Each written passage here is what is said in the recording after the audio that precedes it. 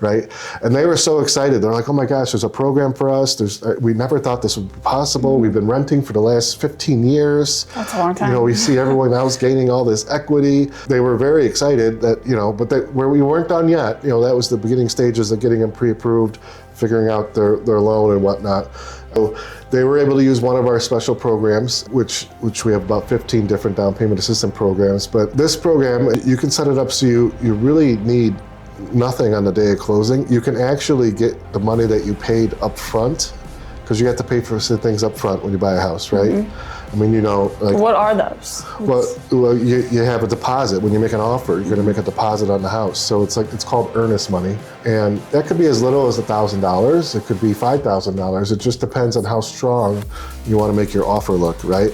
But let's just keep it simple. And these people only did $1,000 in their example because they didn't have that much saved up. They had about $2,500. I got them pre-approved for this program. They went out looking and they found a house like almost right away. They were so excited. They found a house, great house, and made an offer on it, and they actually won the bid. And the nice thing was we offered a little bit over the list price. And we asked the seller to give that money back to them in the form of what's called a seller closing cost credit.